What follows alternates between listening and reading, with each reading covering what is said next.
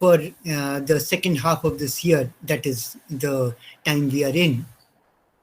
So I had marked this arrow 10th because this was officially the beginning of the semester, and classes were supposed to end on 18th.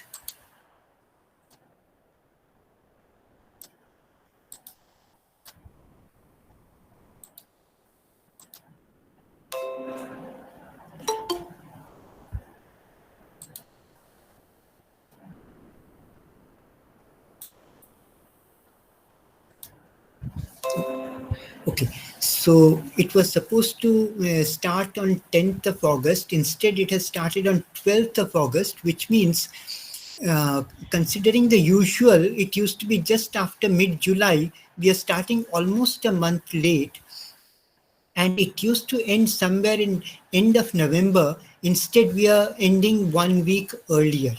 So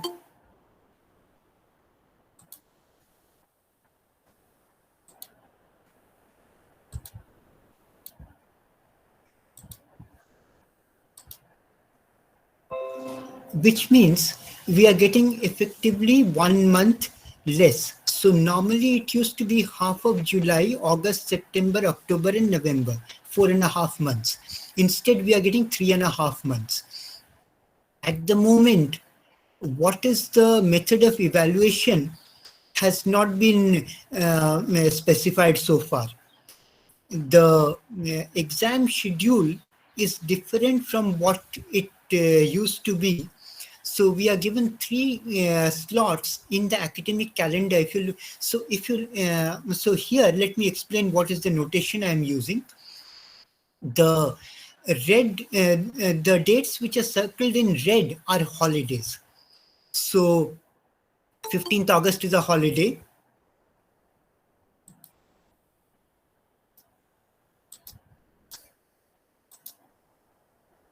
That's not a problem because it's a Saturday. Next week, 19th is a holiday. 18th classes are suspended because of Foundation Day. Then you have 2nd October, which again is not a problem. It's a Saturday, so it doesn't affect us.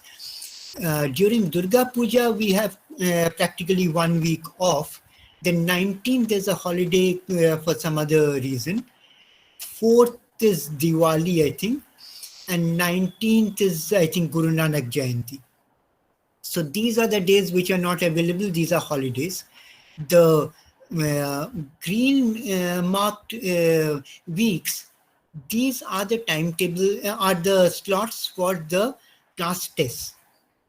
So at the moment it says that tests, these are the schedules for tests. It says that classes will go on simultaneously. Since we still do not know what is the schedule for the exams, which will probably come out just only a few days before the exams. So whether classes can be held simultaneously is not clear at the moment. So for the timing, I'm assuming that these weeks when tests are supposed to be held, from the way it has been indicated in the academic calendar, it appears that probably there'll be a schedule for the exams so that no clashes occur. So that will come to know only as the semester proceeds. So at the moment, I'm assuming that these weeks are not available to us for classes. If they're available, well and good, we'll get extra time. So at the moment, what I see is before the first class test, we are starting on 12th. This week we are losing 2 days. So these two I count as 1 week, a second week, and a third week. So 3 weeks before this class test. Again, we get 1, 2, and 3 weeks before the second class test. This week is again not there. The Monday holiday doesn't affect us because our classes are on Wednesday, Thursday, and the Tuesday off doesn't affect us because our classes are on Wednesday, Thursday, and Friday. So we get 1, 2, 3, and 4 with 1 day lost because of a holiday. So we get almost 4 weeks before the third class test. So it's practically, so if we leave a little allowance for the third stretch, because if we overshoot, we don't get time for covering the material. So optimally, we should plan assuming that we are getting only 3 weeks. So we are getting 3 slots of 3 weeks with with a class test at the end of it. So we have to plan accordingly. Now let's see what we have to study. So since you are manufacturing students, the idea is some amount of basics of thermal science should be taught to you, because manufacturing processes also require an understanding of thermal science. If you want to cool a certain machine, the basics of heat transfer have to be taught. So then this course, if you look at the syllabus, this course tries to cover 2 parts. So after introductory concepts, we first cover thermodynamics and then cover fluid mechanics. So essentially it tries to cover thermodynamics and fluid mechanics. The heat transfer is a separate course which you study later. So then if we look at the syllabus, the thermodynamics starts with system and control volume. So since we are trying to cover 2 subjects within 1 semester, that too with 1 month lost because of the schedule, we'll have to be meticulous in the planning. So then we'll have to take into account that you have, this is not your first course on thermodynamics, you have learned a little of the basics in your +2 classes.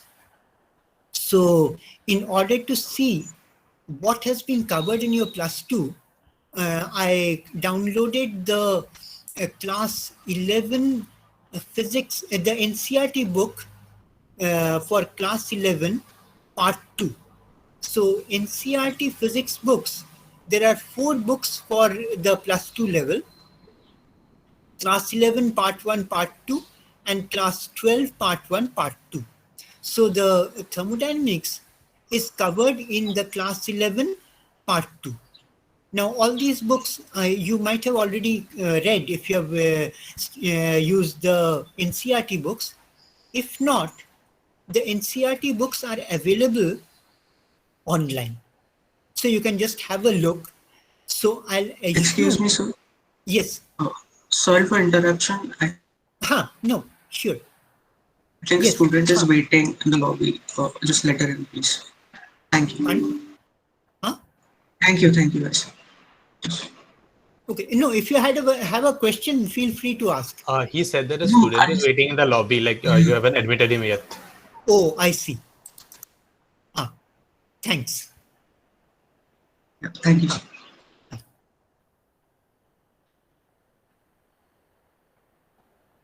Okay.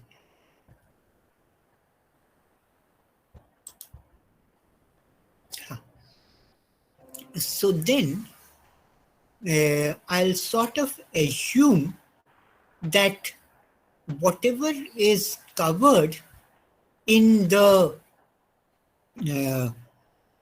school level, you know it. So I presume the syllabus is the same across different boards, because earlier there used to be differences, but now I think with common admission tests, all the boards have sort of agreed to a common syllabus. So then in this syllabus, what is the difference? So if you see the thermodynamics, the first item mentioned is system and control volume. So the major difference is most of the laws of physics, the conservation laws, etc. What is the conservation of mass? What is the conservation of momentum?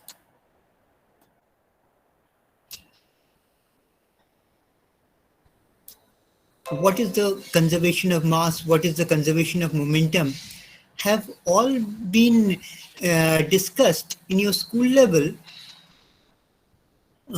for a certain amount of material.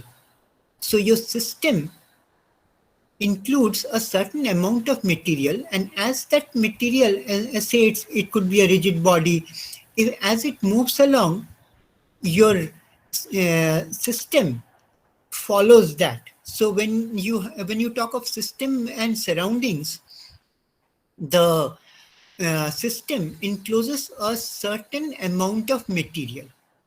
Now, in an engineering system, often that is not.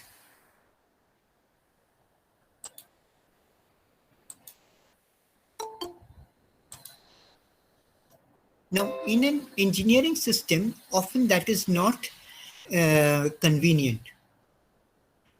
Say, for example, you have a heat exchanger where a cold fluid is entering through through one pipe. Through another pipe, a hot fluid is entering and transferring heat to the colder fluid. So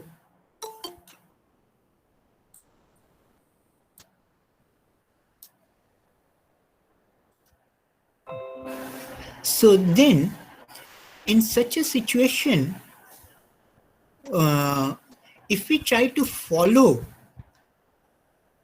the fluid, that would be inconvenient, because fluid is because the material is flowing in through the inlet pipes and moving out through the exit pipe. So we would have to have a system which is following the fluid. So if we focus on a certain amount of fluid, as it flows in through the inlet pipe, our system will first be in the inlet pipe, then it will be inside the heat exchanger, then it will be outside the heat exchanger in the exit pipe. Now, everywhere the situation is not the same. The heat transfer is occurring inside the heat exchanger. It's not occurring in the inlet pipe, it's not occurring in the exit pipe. So then it would be more convenient to have a system concentrate on a certain region which has flow coming in, which has material flowing out. So then the difference between a system and a control volume is, in a system you concentrate on a certain amount of material,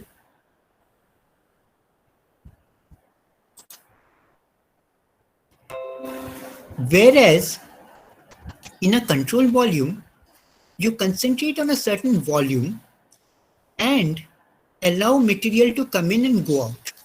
So the system versus control volume, this difference will be the major difference between the way we study thermodynamics in the engineering thermodynamics course versus the thermodynamics which was taught in school. So what is the first law for closed and open system? What is the second law for closed and open system? That will be the main difference from what you have studied in school. So that is the essence. So that is a preliminary which you must understand in order to go over to the next material. So once you have covered that, then we'll study various cycles, the Rankine cycle, the idealized cycle is the Carnot cycle, then the actual cycles are Rankine cycle, the Otto cycle, and the Brayton cycle. So the Rankine cycle is used in steam power generation, the Brayton cycle is used for gas turbine power generation. Gas turbines are also used for aircraft propulsion. Then you have the Otto and diesel cycles, which are used in petrol and diesel engines.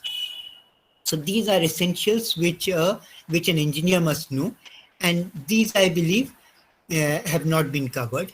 Then in addition, if you have to analyze a steam power plant, then properties of steam, you must be able to quantify that. Now, ideal gases, how they behave, that you have studied in school, but steam, how it behaves, it's not an ideal gas. Plus, moreover, you have water in part of the cycle. Water is fed to the boiler, that evaporates and forms steam. So there's a latent heat of vaporization. So all those properties, now the latent heat, the value you would have studied in school, but then inside of a steam power plant, the steam is under pressure. So if it is under pressure, water doesn't always boil at 100 degrees centigrade. It boils at 100 degrees centigrade only at atmospheric pressure. If the pressure is different, then the temperature is different. Not only is the temperature different, the latent heat also becomes different.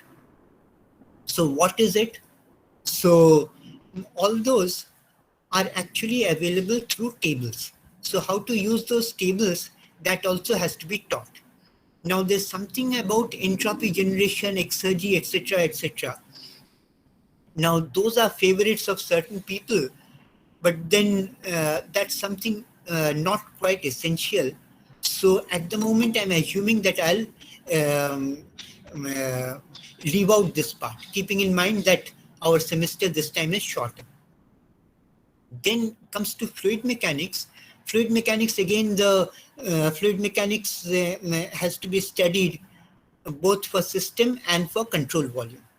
So systems where you have material flowing in, flowing out, how to analyze those situations, that also has to be covered. In addition to that, the governing equations for a viscous fluid, that is the Navier-Stokes equation, this has to be covered. So we'll not do the derivation. There are different ways of deriving it. Now, since our time is limited,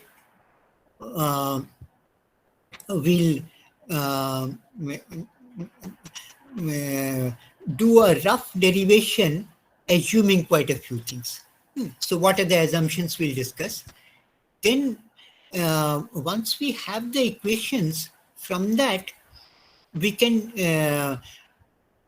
discuss the boundary layer flows. So when the fluid flows over an object, a certain boundary layer forms near the boundary of the object. Now, the boundary layer analysis is important because that allows you to compute how much is the viscous drag or how much is the heat transfer. So that material we have to cover because your heat transfer course requires, the convection part requires you to know what is the boundary layer. So this part we have to cover. This part involves a little mathematics. We can't do away with the mathematics. It says boundary layer approximation, momentum integral flow. So if we have to cover this, a certain minimum of mathematics has to be covered. So what I'll plan, that the thermodynamics, this part it doesn't involve much of mathematics. This part we'll cover in the first 1/3 of the semester.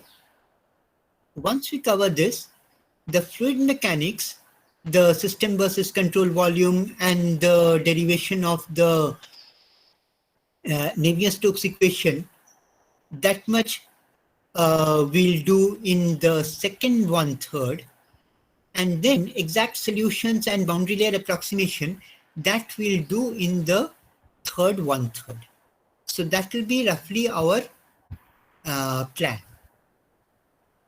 At the moment, I do not know whether what is the method of evaluation, because earlier it was told that there has to be continuous evaluation also. So if continuous evaluation is required, then there are two options. Either we have class tests, which at the moment, unless it is really necessary, I'm reluctant to have more class tests, because if we because 3 weeks for class tests and having 3 properly designed tests, I think should be enough to evaluate a student, because traditionally we used to have 2 exams, mid-semester and end semester, which used to account for 30% and 50% of the evaluation. The remaining 20% was based on continuous evaluation, and it was left to the teacher whether to have class tests or to have assignments. So now it seems logical that the third part has been replaced by a third class test. So earlier we had 2 exams, and the remaining part was left a little fuzzy. Now that we have 3 exams, this probably should be enough for evaluation. But then we have to follow the guidelines which are provided, and the problem is, as yet we have not been provided any guidelines. So we do not know what the instructions would be. So then some assignments I'll probably give you as we cover various sections of the syllabus. So assignments, if we have those assignments running simultaneously, that will be available to us. In case required, we can use it. So then, now that we have a plan of action, we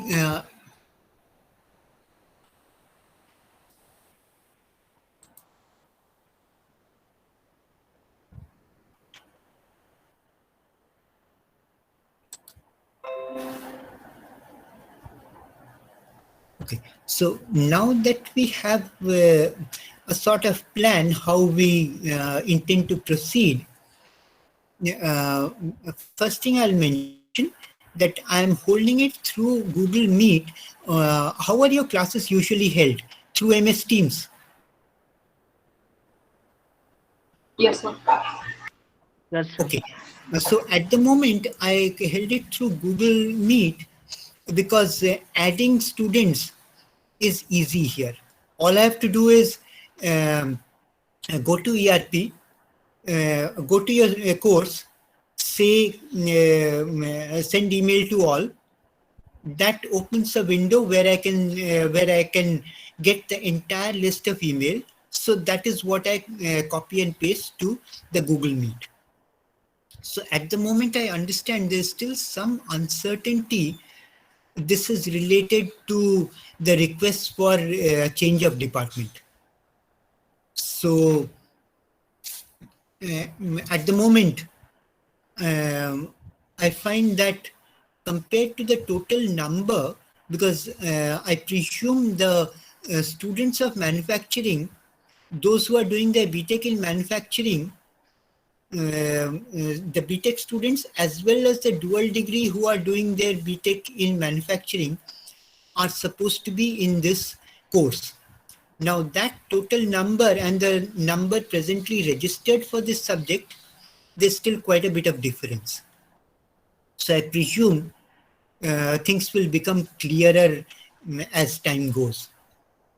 So I was hoping that once the roll list is frozen, then I can form the team in MS Teams. So this week, I'm holding it through Google Meet. Now, MS Teams, if we do it, there are certain advantages that if everybody does it through MS Teams, then the possibility of a clash, those get detected. So when we schedule, so somebody scheduling a class test, if our class is held through MS Teams, then somebody trying to schedule a class test would immediately sense that there is a problem. So I'm hoping that next week I'll migrate to MS Teams. Now, since this is the first class, let me just recapitulate whatever has been covered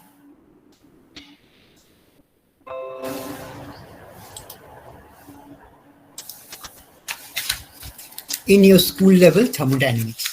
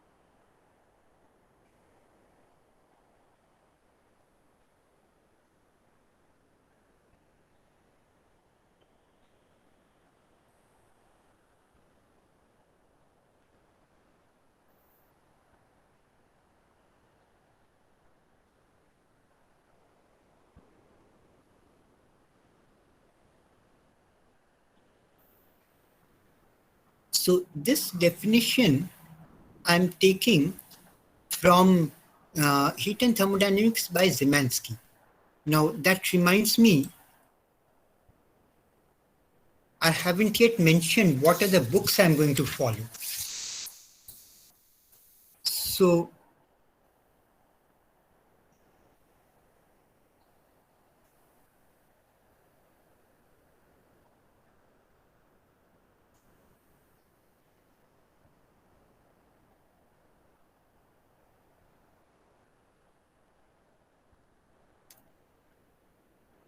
So there isn't really a book which covers the material for this course, because this is actually two subjects put in together. So logically, they are two separate subjects. So we'll need books for thermodynamics as well as books for the fluid mechanics part. So the thermodynamics, what I'll follow essentially as a textbook is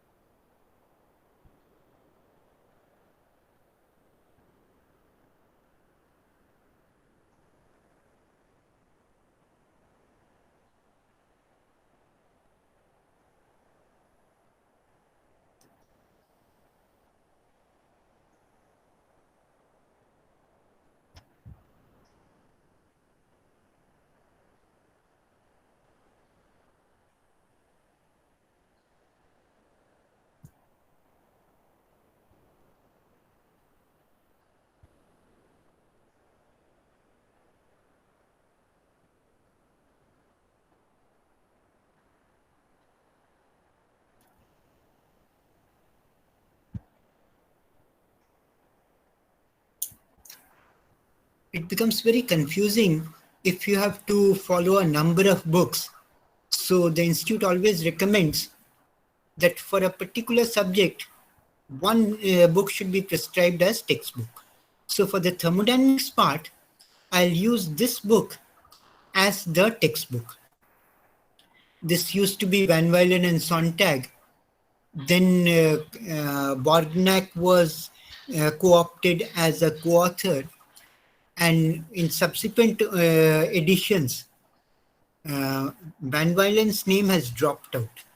Now that seems a little odd, because the book essentially remains a later edition of the book which was originally written by Van Wylen and Sontag. So the later editions, his name has been dropped out. So various editions of this are available. Now, since we'll be covering the basics, any edition is good enough for us. So whatever edition you are able to get hold of would be fine. Now, this book used to be available in Wiley, what we call Wiley red cover editions. Those were Indian prints meant for the region around India. So some of those might still be available. Otherwise, just see if you can get a soft copy on the internet. There are many places where soft copies are available. So one of the places where which has the largest collection is called LibGen, LIBGEN. So if you do a Google search for LibGen, it will take you to that site.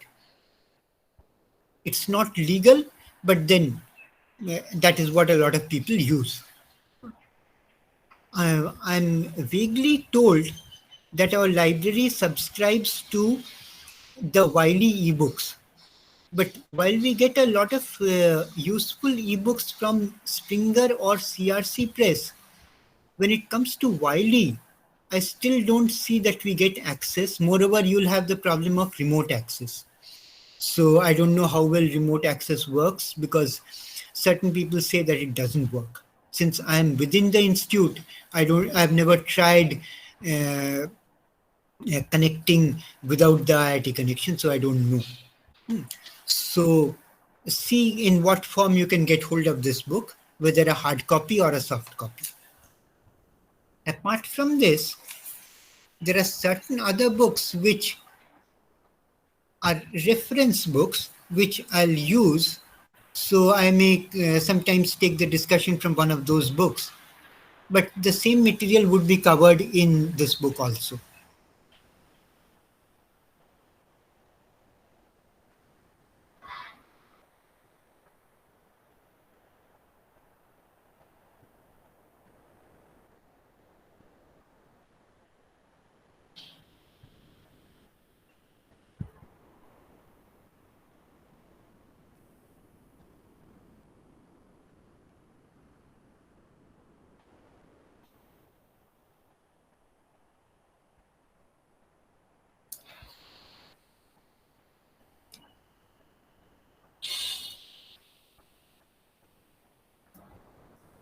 Some of the discussion in this book is quite readable.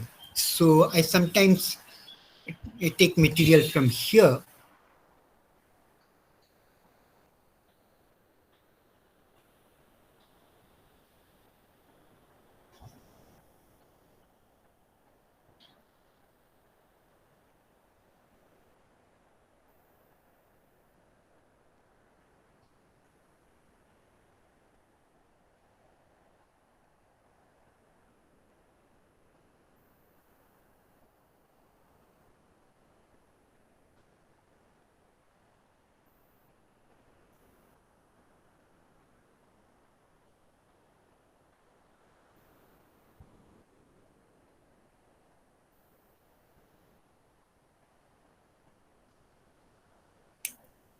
Some of my colleagues liked this book, and one of the reasons probably could be that it used to cover entropy generation, which at that time was not covered in Van Wylen and Sontag, but the recent issue of Van Wylen and Sontag has included a chapter on that.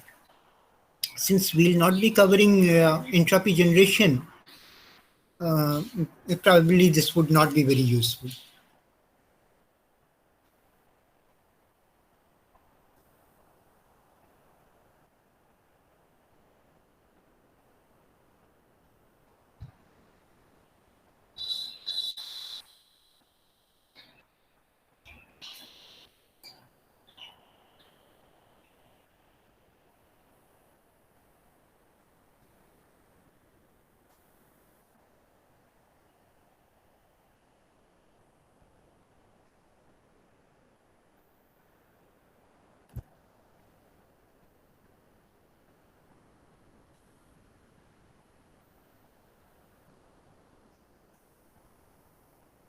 This is a book which is designed for physicists rather than engineers, but it covers the basics very nicely.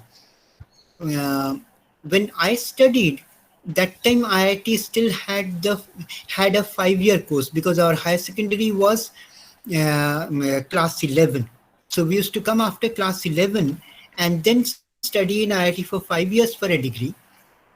5 years for the BTech degree. Dual degree did not exist at that time. So we had 2 years of common course. So we had more courses to cover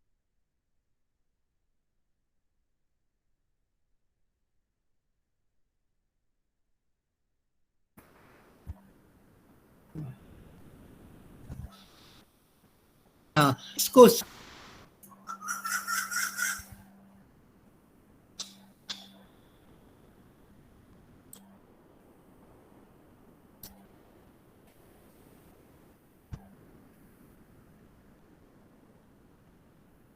And then there's a book which was written by Professor P.K. Nag.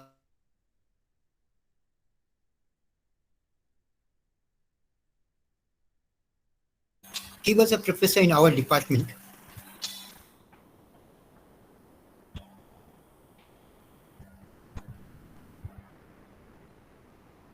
So this is also quite a readable book.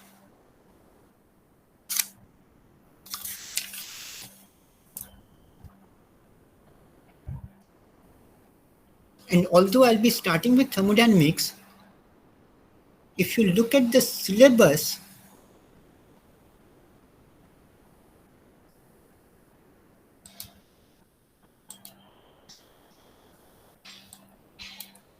before thermodynamics, there's something called introductory concepts. So that is where the difference between system and control volume and the link between the two comes through the Reynolds transport theorem. So it says Reynolds transport theorem and its application to system control volume analysis. So how is the control volume analysis related to the system analysis?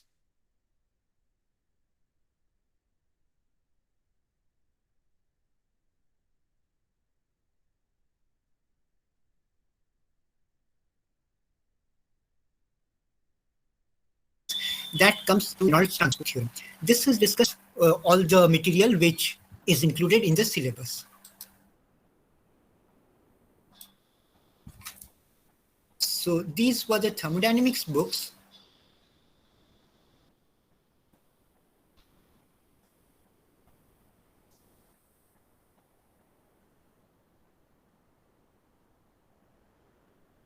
So for fluid mechanics,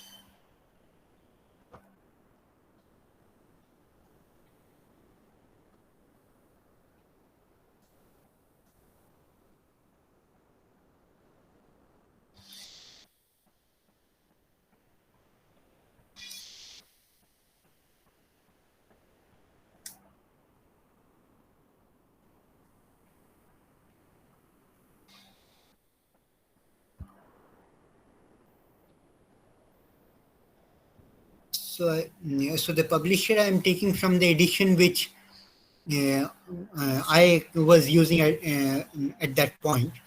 So this was called Tata McGraw-Hill. Now I think it has become McGraw-Hill Education.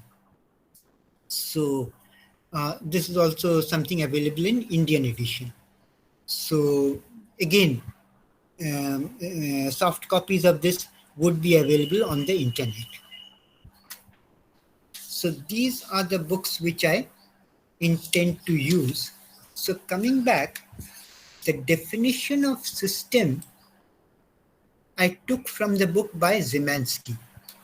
So it says, when you separate system and surroundings, the system could be either a restricted region of space, that is what we call a control volume, that you concentrate on a certain fixed volume in space without bothering whether the material is flowing in, flowing out, etc. So your system by definition is a certain region in space, and what is the effect of material flowing in, flowing out will have to be taken into account. Or it could be a finite portion of matter, in which case it follows the matter as it moves along. So in this manner, we could have two sorts of systems: a closed system and an open system. A closed system is one where no material flows across the boundary of the system, whereas an open system is a system where material can flow across the boundary. Now, in that way, the control volume is also a system. It is an open system as different from a closed system. So this is the convention which certain authors use. Some other authors used the convention that they used system only for the second meaning. It's a system if it encloses a finite portion of matter. If it's a restricted region of space, then it's called a control volume. Now, control volume also, if you want to be more general, the volume need not be fixed in space. It could be a volume which is moving in space, either with constant velocity or with variable velocity. So that may have certain advantages. The example given, for example, is you're trying to model the dynamics of a ship, trying to find out how much drag is there, how much power you need to propel it. In that case, a volume which follows the ship would be more convenient than a volume which is fixed in space. So, and then the ship could be moving with variable velocity. So, therefore, it is not only moving; it may be moving with a non-uniform velocity. But since we have to cover quite a lot of material within the limited time span, we'll try not to get into complications unless absolutely necessary. So when we'll talk of control volumes, mostly we'll keep our discussion restricted to a fixed region in space. So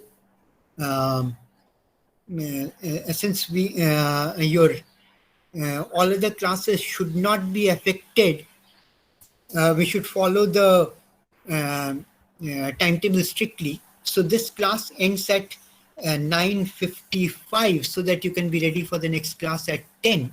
So I'll stop here, and tomorrow also we'll meet through Google Meet. So I'll send you a link once again, and we have a double lecture tomorrow. So I'll continue again tomorrow.